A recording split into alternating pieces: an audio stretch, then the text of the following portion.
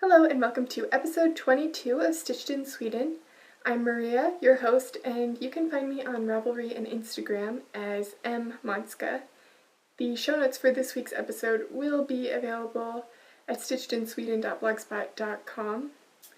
And there's also the Stitched in Sweden Ravelry group. So if you have any questions about last week's episode 21, I never ended up posting the show notes because I ran out of time. But you can always send me a message on Ravelry and I will be happy to tell you what I was talking about. So this week I just wanted to start out with some news and notes, and then I will show you a little bit what I've been working on. And I have no finished objects, but I do have sort of in the category of technique tips. I have two different tips, answer to a question, and also at the end I'll have a little bit of a talk about Thomas and I's trip to southern France last week. So if you're interested, you can stay tuned for that. So first I wanted to start out by saying thank you to all of you who have been in touch in this last week, whether it was posts on Instagram or Ravelry messages. I was in France and did not have very much access to internet, and I didn't really want to be on the internet and on my phone that much because I wanted to be enjoying where I was in France and on vacation. So if you posted something, I probably saw it because I have been going back and checking, but if for some reason I missed a message from you or something, I would appreciate it if you could resend it if you haven't heard back from me at this point. But yeah, last week I did receive some comments, I guess, that the sound was too low, for the volume of the podcast was too low. And some people have said that that's always been a problem. I know that I have a quiet voice, and it's hard to talk for 45 minutes or an hour straight and keep up the volume of my voice because I just have a quiet voice, I think. So I am trying to be more aware of speaking loudly for this episode. I have ordered a microphone, just a lapel microphone that will hopefully arrive soon, and so I could give that a try and see if that improves. I picked up a microphone yesterday when we biked into the city, but it does not work on my devices. So unfortunately, I will need to return that and wait for one to arrive in the mail. Until then, I will try to make an effort to speak slightly louder, but it's difficult to adjust the volume of your voice, especially for a long period of time. But I had a new computer that I was working on last week, so I actually got a new computer that replaced my 8-year-old MacBook, and usually when I did the editing on my MacBook before, I never adjusted the volume, even though I know that's something that you can do because no one had ever said anything before that the volume was too low. So I figured that it would be, I didn't think about it, I just thought it would be the same for this one, so I didn't do any volume adjustments, and perhaps it was a bit different because of that. So this time, I hope it's better, and if it's not, then I would appreciate your feedback, and just know that I'm trying to make adjustments in the background so that you can hear me nice and clearly. Last week, when I say last week, which I probably am just going to keep saying, I mean 2 weeks ago, episode 21, I had shown you the Rena Vest, which was to be released shortly. And it has been released now. I released it very quickly after the episode aired because I was just too excited to share it with you. So here it is. This is the 3-month size for the Rena Vest, and this is knit in Quince & Company Chickadee in the Frost colorway. And the 3-month size and the newborn size both take less than 1 skein of chickadee, which is a 50 gram, 181 yards, I believe, skein of yarn.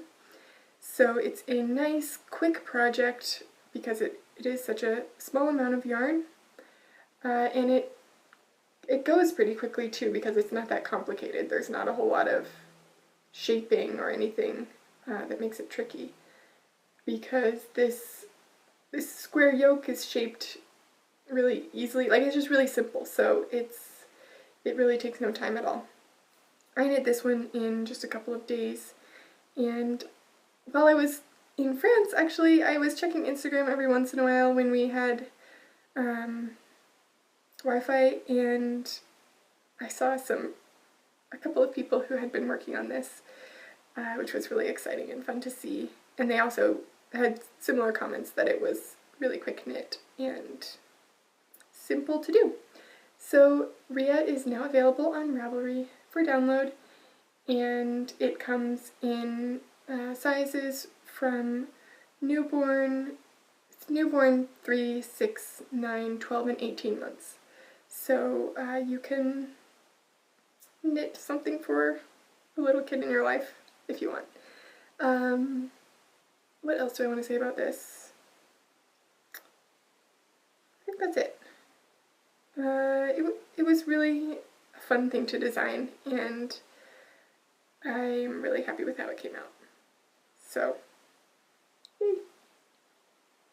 the other sizes take two balls of the chickadee, and the main thing that changes is the length of the body, which you can customize yourself, but there's of course a little bit difference in the width as well for each size.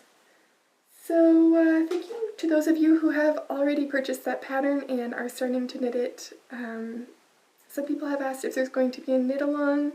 I'm not sure if there will be yet, but let me know if anybody else is interested. Because it's such a quick knit, I don't know if a knit along makes so much sense, just because you can really finish it in 1 or 2 sittings almost, because it's a small amount of yarn. And it's a simple pattern, so we'll see about that. But for now, I am really enjoying being tagged in your posts on Instagram and checking out the Ravelry project page for the finished Rhea vests. I think that is it for notes and things that I wanted to mention this week. So I will go on now to my works in progress. I haven't done a whole lot of knitting. From the time that I recorded last week, 2 weeks ago, I had a couple of days before I left for France, but I didn't take any knitting with me to France because, first of all, we were going to be very busy and traveling and doing as much as we could, and also because I was unsure about whether or not I could bring my needles on the plane. I have only ever once had a problem with needles on a plane, and that was in Italy. And it was when I flew from Italy to somewhere else within Europe. Can't remember.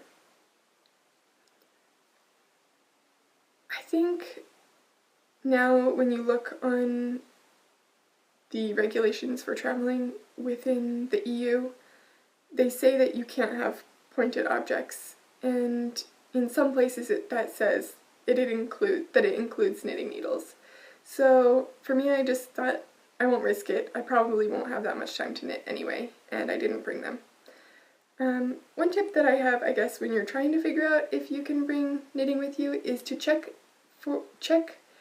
the websites of the actual airports that you're going to be flying through, because sometimes I think their regulations matter more than like the airline.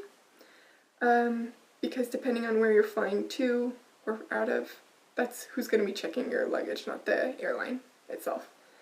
So I always wonder when people are talking about like, oh, does United accept knitting needles on the plane? Well, United isn't the one that checks your suitcase when it goes through security. Yeah. Anyway, I didn't bring my knitting, but I had a little bit of time before we left to do some knitting and a bit when we came back, but not a whole lot. I did cast on something new, which is the, let's see, Komodo. It's just called Komodo. It's by Nicola Susan, and this is a cardigan pattern.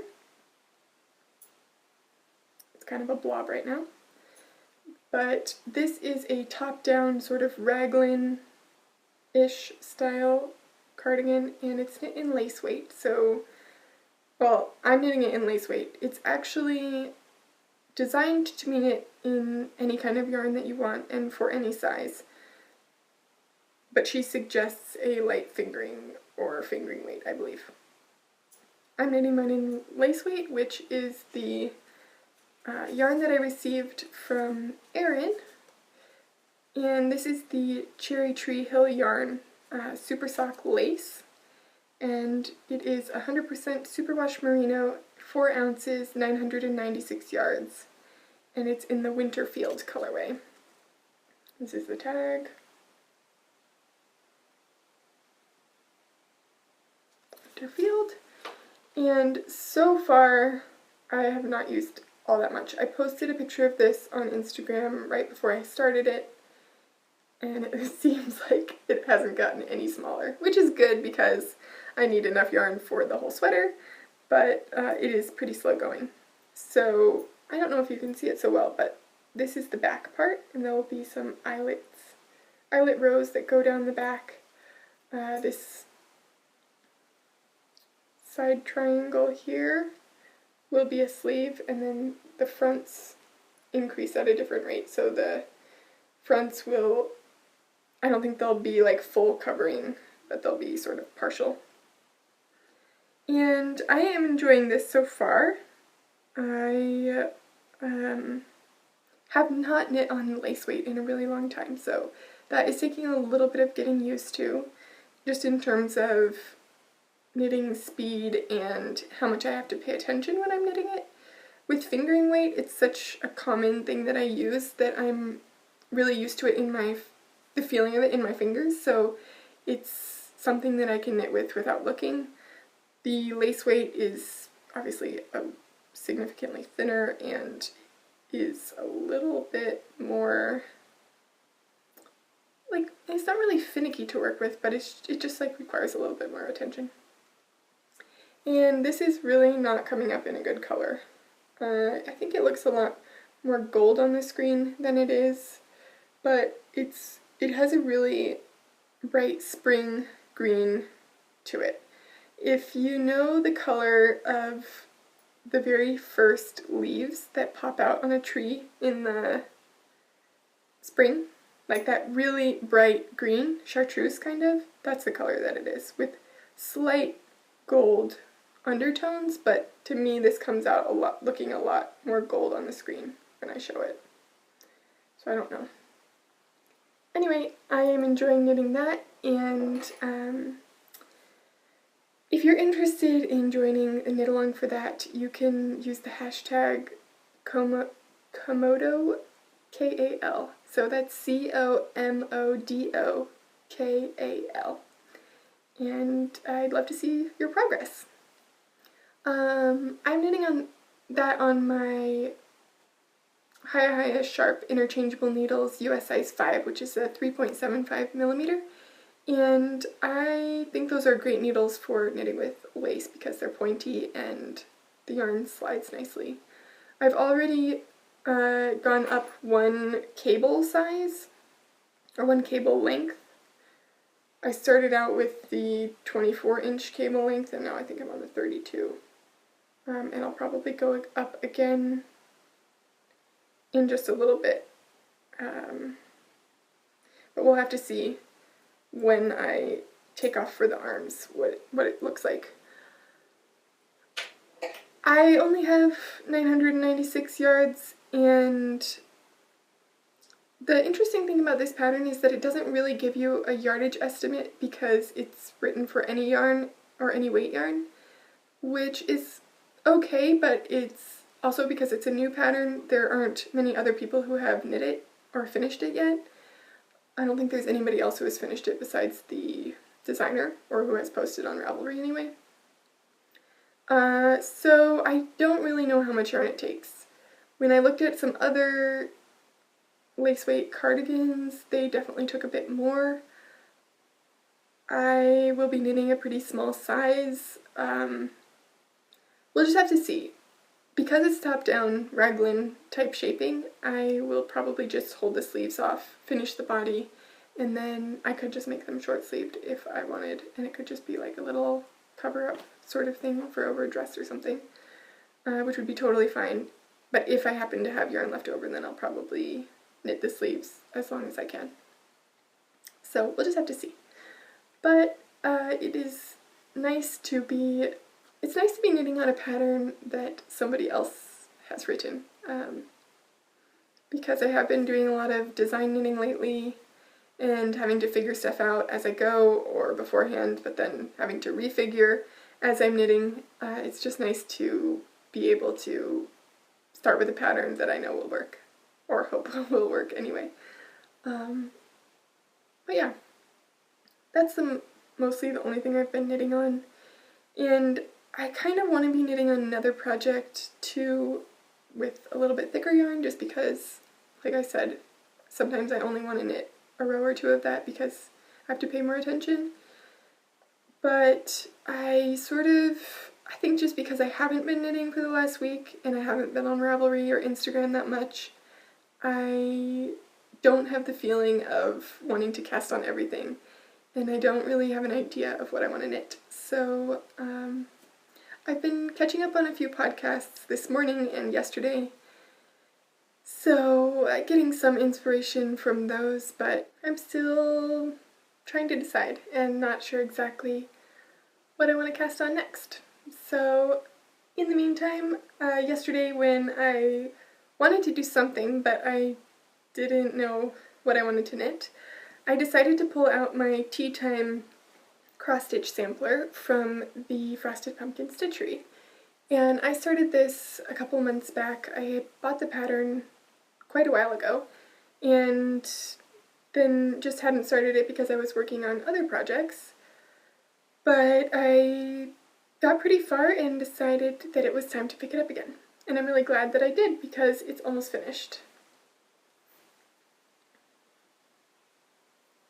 Here it is. Last time that I worked on this, I had completed this center part with the tea time and the tea cup, and I had done this outer or inner circle here, I guess, and I had knit. I had cross-stitched these two little teacups on the bottom and the little heart biscuit. And so yesterday I started here and worked my way up past the teapot to right about this cupcake, and then this morning I just did this much here. So really made a lot of progress on that, and I'm really happy with how it came out. I am knitting this, that's just a problem. I'm cross-stitching this on a linen fabric by Picture This Plus. I believe this is the truffle color, not positive. But it's really nice, kind of pale pink, and it is hand dyed, so you have a nice sort of variegation in the intensity of the color. Kind of looks like, you know, tea bag stained sort of, but it's with dye.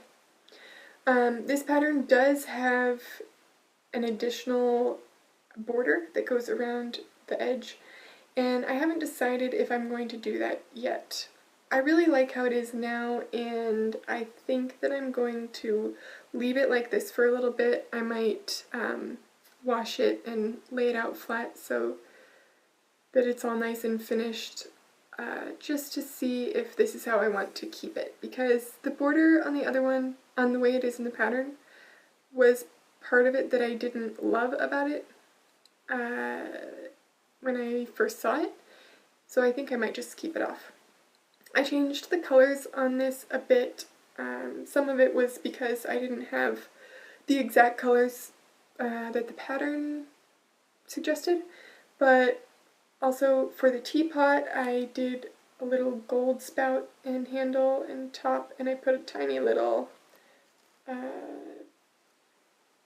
light green knob sort of on the top so that it matched the teacup handle from this one and down here. In the pattern it had more of this like red color for the pot top and spout and handle, and I just like it better in the gold. So yeah, that is it. So the border, which I haven't decided yet if I'm going to do, it is in this kind of like pinkish purple color, and I definitely wouldn't do it in that color. If I do decide to do the border, I'll do it in the same color as the teapot, which will mostly blend in with the fabric color, so it'll be pretty subtle. But I don't know. So I'm gonna wash that and give it a little rest and think about if I want to keep doing the border, but I think it might be done, so we'll see. But that was really fun to pick up again, and I am really happy with how it is turning out so far. But that's sort of a work in progress, possibly a finished project, but it will be more finished either next week or when it is finished, because I will wash it and iron it if it needs it to be flat, and then I'll put it in a frame and hang it in my kitchen. And I'll show you that when it's all done. But that's it for what I've been working on, and yeah, I think there will be some more knitting next week because I really don't like the feeling of not wanting to knit something. And it's not that I don't want to knit something, but I just am not super inspired to knit anything in particular. So we'll see. But this week I have two sort of technique tips. They're not really technique tips, but in the category of techniques, or tips, I guess. They're more like in the category of tips. This past, recently, 2 weeks or so, Ravelry has added a new feature, which if you haven't seen yet, you might be interested in, and that's the ability to upload photos from Instagram. So you can link your Ravelry and Instagram accounts, and makes it really easy. If you're taking pictures of your knitting on Instagram, like a lot of people do, it's a great way to add the photos directly to Ravelry instead of having to share them, save them on your device or whatever, and then upload them to Ravelry. You can basically just go to the photo uploading section, and one of the tab choices now is to upload from Instagram. And the first time you have to enter in your, I think you have to enter in your Instagram password or something, or agree to allow it to link or whatever. And then it's really easy from there. So I thought I would share that in case you haven't seen that yet. The other technique tip is for cross stitch, actually. While I was working on the Tea Time sampler, especially for the border, you have to change colors kind of a lot because there's just, small sections of each color. And I don't know why, but I was only using one needle for most of the project. And I just have, a little package of needles like this, tapestry needles. Not the same kind of tapestry needles that I use for knitting. I don't really know a lot about sewing needles and cross-stitch needles, but I know that these are sort of like a kind of blunt tip. They're a little bit pointy, and they're what the pattern suggests to use. So I have this pack of, 5, I think I had some more before too, but I still was only using one needle, and I was changing out the thread every time that I needed a new color, which could be after 5 stitches or something. So then, like, this is just really obvious, but I used all the needles and put a different color thread on each needle, and then when I was done with the color, I could just set down that needle and pick up a new needle that was already threaded with the right color, and it worked really well and just started going really quickly. And nice, because then you didn't have to reload the needle every single time that you wanted to switch colors. So I think that's part of the reason why the border went pretty quickly, and I thought I would just share that as an obvious thing that you can do to make cross-stitching easier, go faster, whatever. So yeah, that is it for the technique tips this week. I did have a question on, I get this question actually quite a bit, and I thought I had talked about it before, but perhaps I haven't. And that is what ball winder I use to get yarn to look like this. To have these like nice kind of window pane diamonds. I really don't do anything special at all, but I will show you what ball winder I use. It's this one. You know, it's plastic, has a little thing here that you can adjust the height of so that you can clamp it onto a counter edge or table. And this is where, you know, you thread the yarn through. This part comes down, I think.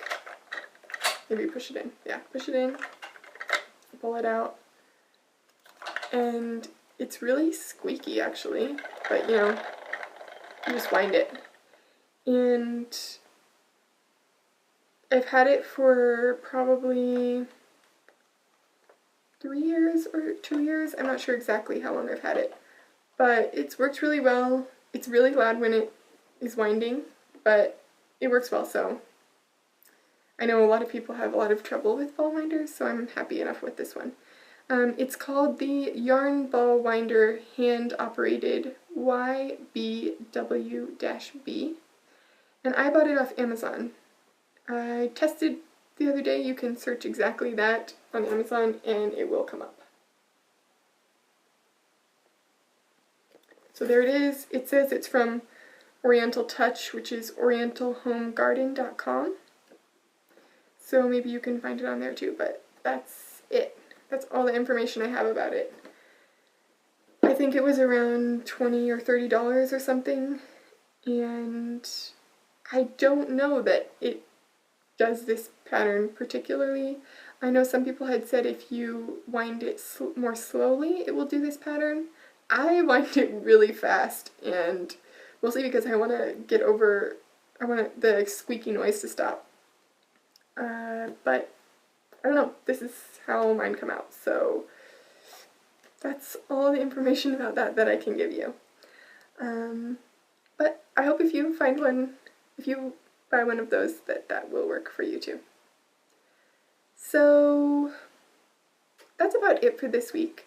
I hope to have some more knitting to show you next week. I've just sort of been in a weird, like, not sure what to knit, and feeling like I want to be knitting things because I know that my knitting time will probably go down a bit, especially when school starts in about a month and a half, a little less than a month and a half. So I want to have some projects that I'm working on, but I just don't know what those are going to be yet. So for now, I think I will probably finish off my cross stitch and get that like totally finished and on the wall. I think that will feel like I accomplished something, and then perhaps I will keep knitting on the design that I'm finishing up soon. So that is it for this week, and I hope that the sound is better for you. Please do let me know. I can't talk any louder than this. I'm hoping that I can adjust the volume when I edit, and that maybe next week I will have a microphone. So for those of you who are interested to hear a little bit about our vacation, I will talk about that now. So Thomas and I went to southern France from Sunday last week till Friday, and we had about 5 days there. And we basically tried to see as much as we could, and that meant that every day we were going to a new place, and some days we drove a bit, but yeah, it was a really great trip. I guess we started out we flew into the Marseille airport. Sorry if I mispronounce anything. We flew into that airport and drove up to Aix-en-Provence, and we didn't really spend very much time there, but just had evening there, and the whole time we stayed in Airbnb houses, which was really great, worked out really well, and most of the people didn't speak any English, so my high school French was definitely tested. I was happily surprised actually to realize that I still understand a lot of French, and although I didn't remember that many words to use myself, like to speak French, I really was able to understand mostly what everyone was saying. So that worked out pretty well, because sometimes they maybe understood English but didn't speak English, so I could sort of say something half in English and half in French, and we could communicate pretty well. So that worked out. The second day we drove up to the Verdun Gorge, which is a natural park, I guess. I don't know if it's a national park or if that's a US thing. But I think it's called like a natural region park or something. And it's known for the beautiful blue turquoise color lake and the steep canyon walls that has the river running through it. People climb on these canyon walls, and it's actually the steepest canyon in all of Europe. We didn't go to the steepest part of the canyon because we were mostly around the lake area where we rented kayaks, and we kayaked into the canyon a little bit. You can go in quite a ways before, I believe there's a dam, and then the water drops to the lower part of the canyon, I'm guessing, and continues that way. You are able to drive around the edge of the canyon, but we didn't do that. We just stayed around the lake part. It was really beautiful. The water was so clear and so blue, turquoise. Like, I have never seen a lake that color. And kayaking was really fun. There was a lot of other people there, of course. Really hot day. But it was just really nice to get out on the water and stick our feet in the water, went for a little swim, and just see the scenery. I was really surprised by how desert-like the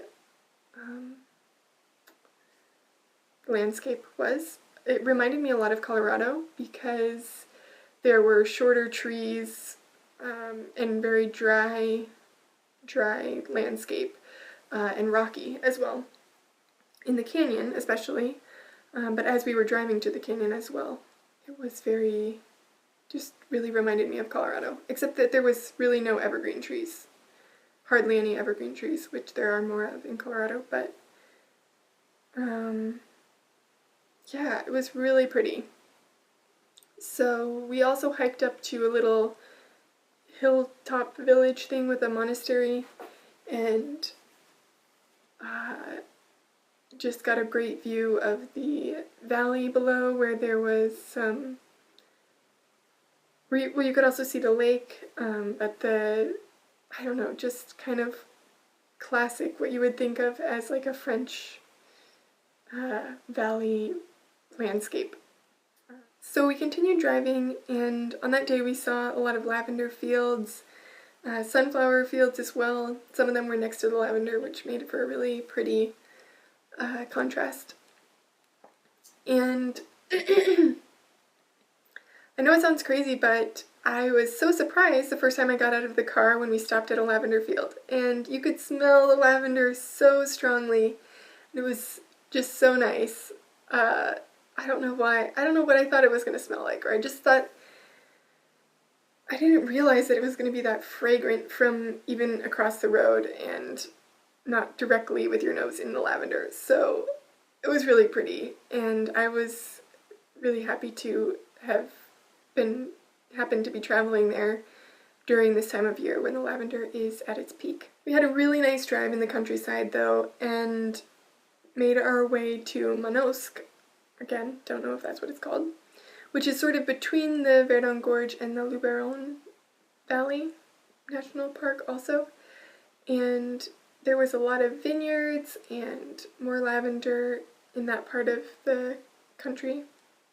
We drove through there, stopped at some other just beautiful hilltop villages, and came to an abbey with lavender in front of it, and everything was just so picturesque and beautiful.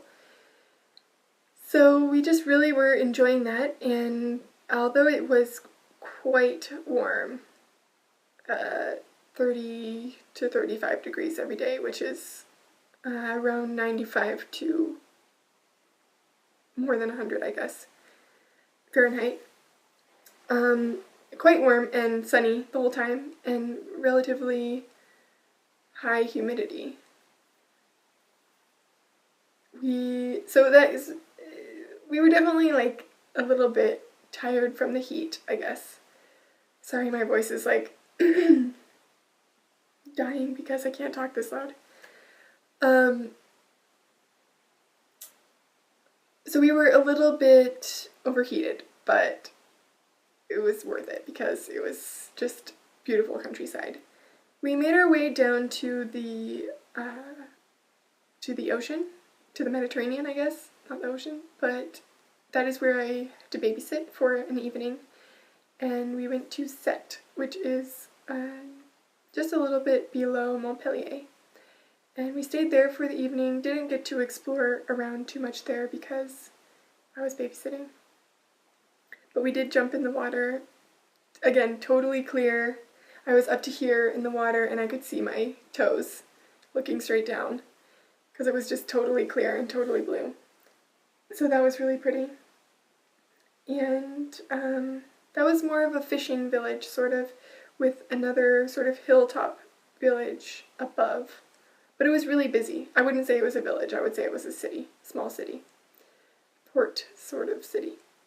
So it was really busy, and we were kind of, I think we could have explored there more, but we were kind of ready to be on our way and head out to this little walled village, which had a fort all around it, and the city was inside. So we went there and walked around the edge of the fort, and we could see the salt marshes from the top of the fort. And as we were driving there, actually we had passed that the first day on our way to Sète. On our way back, on the way there and back, we saw some flamingos, which I had never seen before, which was pretty cool. Just standing in the water, lots of them. And we saw the white horses, which are also kind of traditional in that region. And yeah, it was a very different landscape from where we had been the previous days because it was much more flat and sort of looked almost marshy. My voice is gone. The final day we went up to Nîmes, which we stopped. Oh, actually we also went to Arles, not sure, before we went to Sète. But in both of those places we saw the big arenas, which are like the gladiator arenas, so think like Colosseum style, slightly smaller than the Colosseum in Rome, but very impressive. And they're still used today for bullfighting and for concerts and things. So that's pretty impressive because they were built in I think the 1st century, some of them. But it was really nice just to see some old architecture and some things that were built in the Roman times. We stopped at a castle as well on our way to the airport, and I think Thomas liked that also a lot, because he is more, he has more history knowledge than I do, and so he enjoyed seeing some of those historical monuments and things like that. But it was a quick trip, but you know, just beautiful landscapes, lovely lavender, small cities and towns, the medieval castles and forts, and kayaking were pretty much the highlights. So yeah, I'm glad we did it, and it was definitely nice to come back here and just have some time to relax for the weekend, since we did get back on Friday. Well, we got back on Saturday morning at 2:30 in the morning. So we had Saturday and Sunday to relax.